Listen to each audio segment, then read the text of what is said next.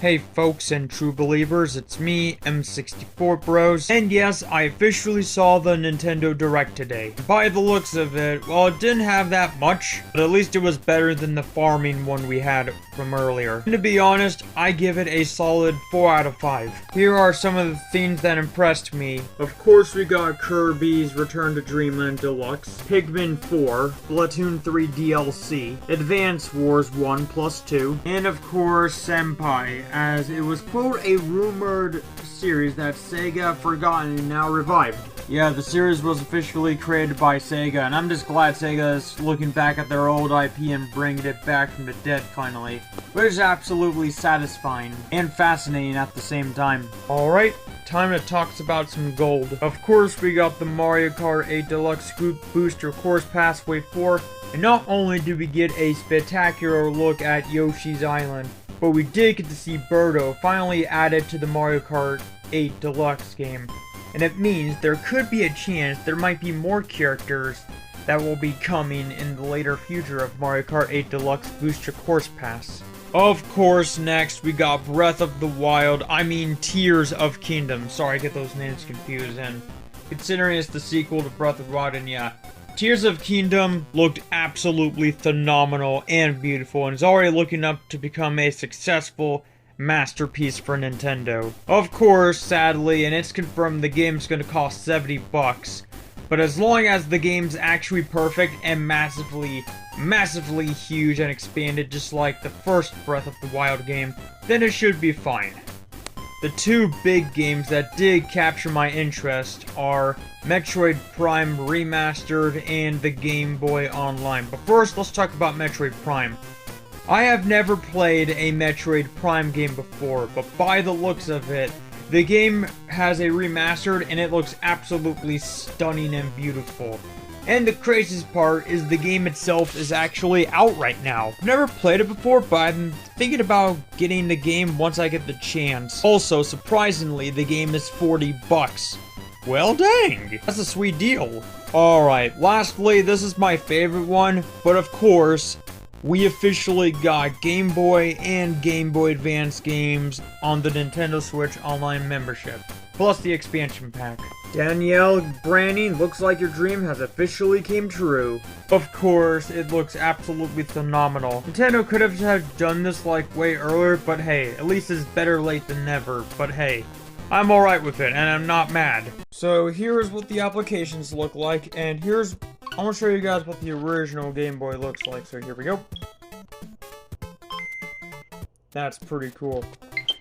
So here are a couple of awesome things I've discovered about it. So if you go to right here to settings, there's of course Game Boy, Game Boy Pocket, and Game Boy Color, which allows you to place those selected titles or filters or whatever you call those things. I stick with Game Boy Pocket because I just love how it's like better in white and black, better than like green, and yeah. Of course, the color version looks better, but I'll explain one thing I like about the color version later.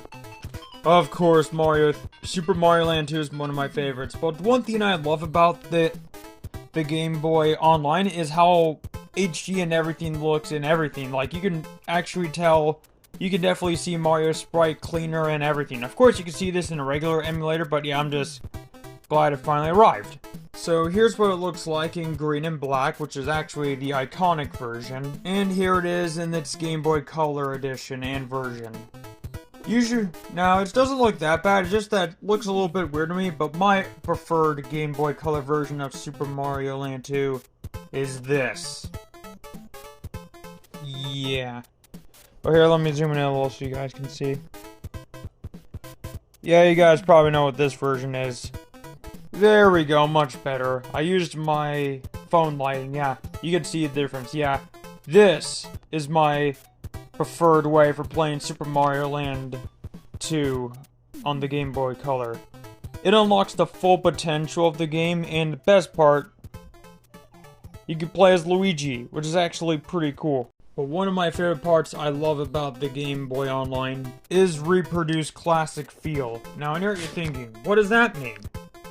Well, basically, you know how if you have an original Game Boy, usually it runs very smoothly and If you look very closely, you could see the pixels and the dots on Mario's head and his shirt and everything. And, of course, the way Mario moves and the screen moves.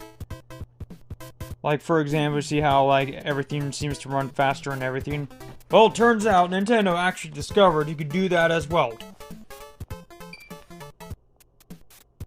So yeah, I did it in the Game Boy Pocket version, and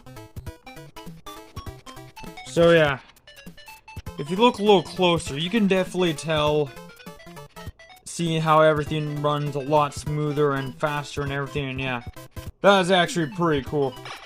Of course, you can make the screen smaller, which almost looks exactly like the Game Boy itself. Here's a little comparison, and by the looks of it, they almost look exactly the same. But I always prefer the Game Boy Pocket filter. Now we're moving on to Game Boy Advance, and here's what it looks like. Yeah, that's pretty cool. So of course, we got 6 games for now. We got Mario & Luigi Superstar Saga, the Minish Cap, Super Circuit, Super Mario Bros. 3. Of course, I heard this version is everyone's favorite. Oh yeah, and of course, I have it in classic feel.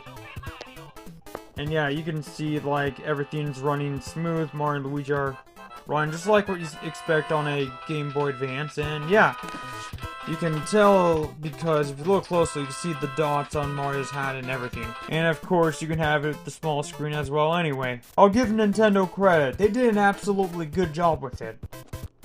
So the original Game Boy games are for those who only have the original online membership, which is the one, aka you only have to pay $20 every 1 year, and that's about it. For me, it's no biggie since I have a job.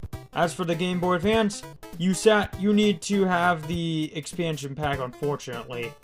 But hey, sometimes I like the original Game Boy better. Also, the Game Boy Advance version plays very smoothly and very well. Alright, let's put everything away right now. Alright, put it back in there, along with the Game Boy Color, and there we go. Put it right next to my Xbox Series S backpack as well, which is pretty cool. So basically, that's about it for the Nintendo Direct, but I do have one more request and an idea from my fans. I do want Nintendo and Sega to add to the Game Boy Advance expansion pack to make this version worth it.